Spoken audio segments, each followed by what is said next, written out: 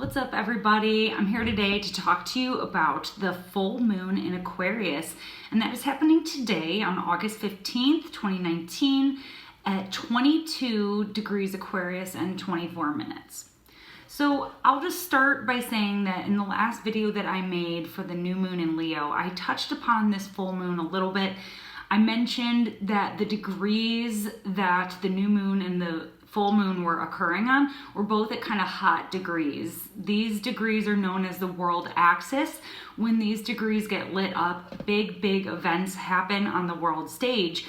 And even though we live in a really tough time, and of course a lot of the news that has come out in the last couple weeks has been really intense and really difficult to process, I will say that as far as the degrees promised, I was not disappointed. Disappointment does indeed wear hugely on my heart as I read some of the headlines here that I've seen in the last couple weeks. We have seen mass shootings by white supremacists targeting people of color. You know, we had a guy go into a mosque and shoot up a bunch of people. We had another guy go into a Walmart and shoot up a lot of people who, according to the news, the killer already knew were going to be largely undocumented peoples in the United States. And a lot of those people were afraid to go to the hospital and seek medical care because they were afraid of being deported. On that same note, we saw some of the largest ICE raids that we have seen yet in Mississippi. This is cruel, this is unusual, and this is inhumane. What is happening is creating trauma in the collective consciousness, and it is affecting the peace of everyday hardworking people in this country. You know, to be held and detained in an immigration center, it's like being in prison for something that you didn't do. Your only crime is existing and seeking a better life for yourself. This is inherently wrong. Some of the other big news that we've seen on kind of a higher note, we've seen huge demonstrations going on in Puerto Rico. That has kind of calmed down since the people banded together and created change. And that is inherently the message of Aquarius. Aquarius is kind of putting aside my individual needs for the good of the group, or investing my energy into a group that shares my same vision for the future, shares my same ideology, something that we can collectively do together.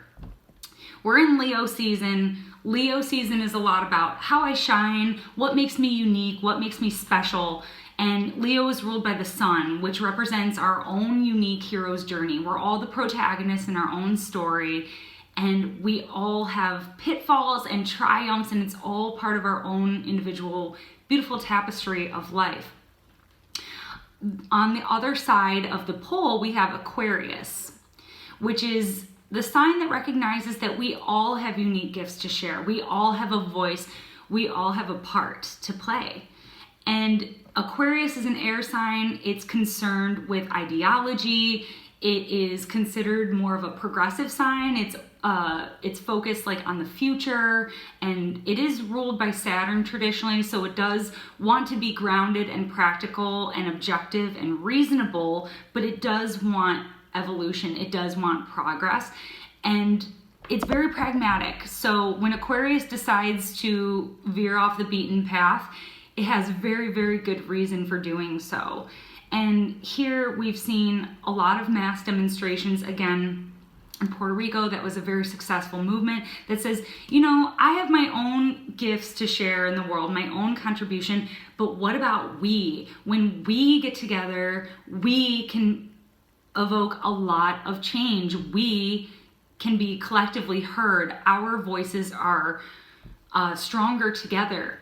You know, the Iroquois League was one of the first democracies on this soil. It was a group of the Iroquois, and there was some other native tribes that banded together, and they basically, the premise of it was that you can snap an arrow in half, but when you have a bundle of arrows, you can't break them.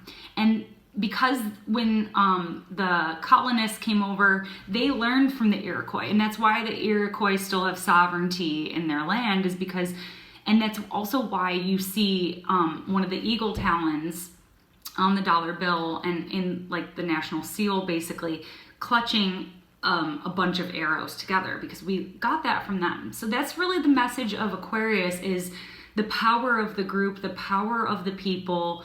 And remembering, if Leo is the leader, the king, you know, there's more of us than there are of them, okay? And we're seeing that in a very, very big way right now. We're seeing this in Hong Kong. You know, the United States is not a perfect country, but some of the things that our country does offer us are a lot of freedom of speech. And we could get into the conspiracies behind all of that, which, you know, I love to hear about and talk about. But bottom line is that Hong Kong is basically its own entity. It was basically a colony of Great Britain. They had greater enterprise. They had a lot of the democratic freedoms that we have: freedom of speech, freedom to protest, etc. Now the Republic of China is starting to kind of encroach on their human rights. They are acting out. They are demonstrating. And it's a lot of it has been peaceful protest, but it's recently started to get a little bit more violent. You see a lot of solidarity with the Hong Kong people. One of the girls had an injury to her eye in the protest, and so a lot of them are now wearing eye patches in solidarity and to raise awareness of this violence. Similarly, you know, when we had the Black Lives Matter movements going on, the movement is still alive and well, but specifically, you know, right after Eric Garner passed away and was murdered, we had people in solidarity saying, "I can't breathe." So it's kind of the same idea, which is what's going on over there. We're also seeing a lot of protests in Moscow, and yeah, so basically, since the last new moon, a lot has been happening in the world. We've also seen Epstein, you know, with his alleged apparent suicide. There's a lot of questions and suspicious information about, was it really a suicide and who wanted him silenced, etc. But the bottom line is that since this past new moon, it has been really, really eventful in the world. And it comes at good timing with this Aquarius full moon, because this full moon really ties in the energies of Venus. The sun is directly conjunct Venus. We're just coming off of a Venus Cazimi, which means Venus entered into the heart of the sun. This happens about every 10 months. Venus aligns with the sun from our geocentric point of view, and what happens is that it's an initiation for the planet of love. She gets to kind of renew her vows, so to speak, renew her commitment to what's important to her. Venus rules values, and recommit to how we show up in love and in our relationships. Now, Aquarius isn't all just like politics. Aquarius is also our group, our comrades, you know, where we feel like we belong, where we feel like our voice is heard and we're valued as a member of the group. So air signs are also very social. So this is a time where we could be really connecting with our group, really trying to like make time out of our busy schedules to do more things with our friends, and to surround ourselves in places where we feel like, you know, I belong here, you know, and like all of us, like we're doing something important. Like even if it's just hanging out and drinking wine and having solidarity, you know, that's really, really important. And, you know, or maybe it's actually like a social change group, or maybe it's some kind of women's circle or something that has, you know, ideology behind it. So anyways, it's a really great time to do that. I know that this week I'm spending a lot of time with the people I love and thinking a lot about these things, what's important to me, etc. And when Venus aligns with the sun, it really is like everything else kind of gets purified, and it's really about, what does your soul resonate with? What does your soul love? What is your heart and soul? What happens in that space where your heart and your soul become one? What is the vision? What is it that you want to create? What do you stand for? What are your ideals? What are you here to do? You know, so that's really what we're thinking about now. And in the sign of Leo, it really is about, you know, we could also think about themes like our style, you know, What does our current voice have to offer the world? What's our unique vibration of the heart that we can express and share? You know, it's also about expressing and appreciating and gratitude very much. So, you know, we have this renewal of the heart energy. We have this renewal of the heart chakra where we're actually like in that very heart-centered space right now at the time of the Aquarius new moon, when we're also supposed to be thinking about the world and our place in the collective. So this is a really, really powerful full moon.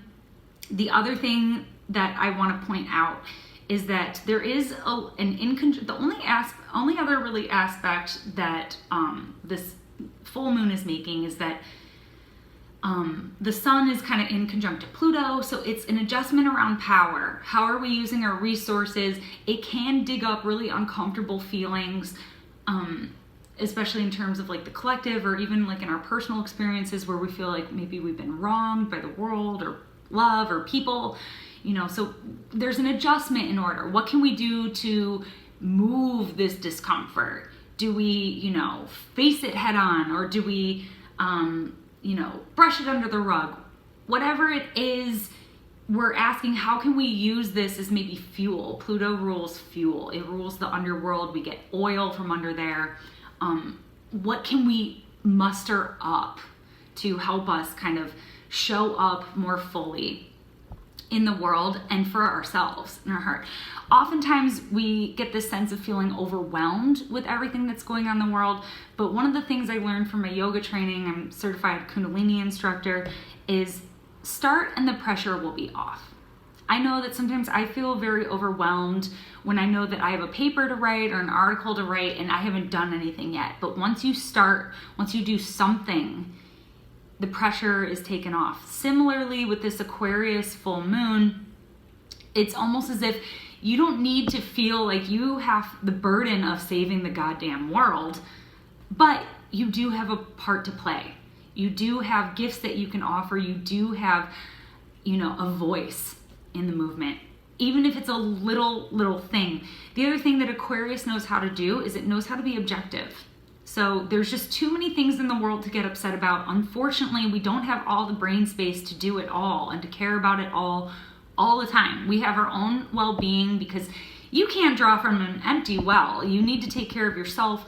We also have, you know, family and friend and job responsibilities. So at the end of the day, you can't possibly care about every single thing exhaustively. You just can't. So unfortunately, that element of detachment that Aquarius knows very well is something that we can use to our advantage here, where we can kind of say, okay, this is my issue, or I have these 3 issues that I care deeply about, and there are other warriors doing their job for some of the other issues. And so this is my part. This is my part.